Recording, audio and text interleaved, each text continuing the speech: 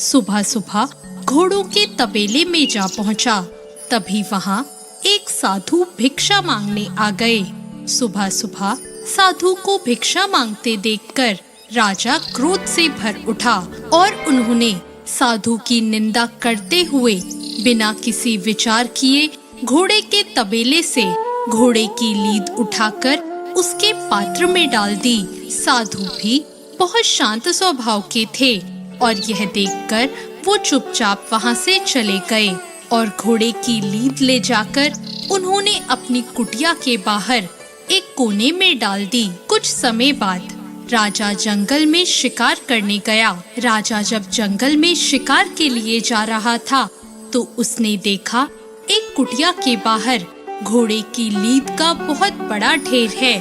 उन्होंने देखा यहाँ तो कोई तबेला नहीं है और ना ही दूर दूर तक घोड़े दिखाई दे रहे हैं। तो राजा आश्चर्यचकित होकर कुटिया में गया और साधु से बोला, महाराज, आप हमें एक बात बताइए, यहाँ कोई घोड़ा भी नहीं है और ना कोई तबेला, तो यहाँ इतनी सारी घोड़े की लीद कहाँ से आई? साधु ने प्रेम पूर्वक कहा, राजन, यह लीद एक राजा ने मुझे भिक्षा में दी है।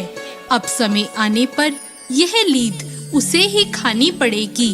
यह सुनकर राजा को पूरी घटना याद आ गई और वह साधु के पैरों में गिरकर माफी मांगने लगा और उसने साधु से प्रश्न किया कि मैंने तो थोड़ी सी लीद ही दी थी, पर यह बहुत अधिक कैसे हो गई?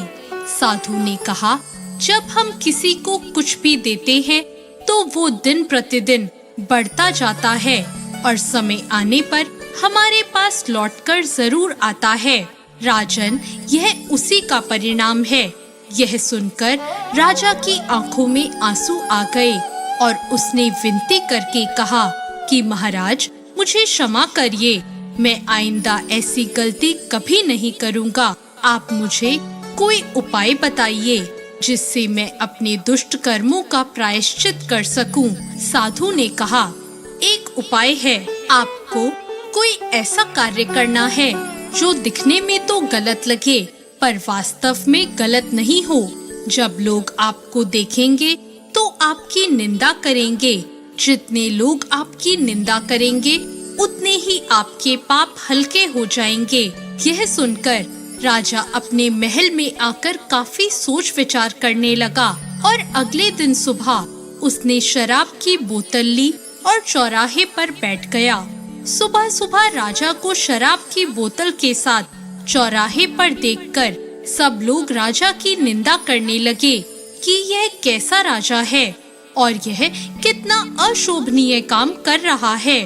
पर राजा लोगों की परवाह किए बिना पूरे दिन शराबियों की तरह नाटक करता रहा। इस पूरे दिन के नाटक के बाद राजा साधु के पास गया तो उसने देखा कि लीद के ढेर पर एक मुट्ठी लीद ही बची है। उसने आश्चर्य से कहा, महाराज, यह कैसे हुआ? इतना बड़ा ढेर कहाँ गायब हो गया? साधु ने कहा, राजन, लोग आपकी अनुचित निंदा करते रहे। जिन लोगों ने बिना सच जाने आपकी बुराई की, उन लोगों में आपका पाप बराबर बराबर बढ़ गया। जब हम किसी की बेवजह निंदा करते हैं तो हमें उसके पाप का बोझ भी उठाना पड़ता है। जैसा हम किसी को देंगे वैसा ही लौटकर वापस आएगा। इसलिए हमेशा लोगों की निंदा करने से बचें, अच्छे कर्म करें। इसी से जीवन सफल हो सकता है। धन्यवाद।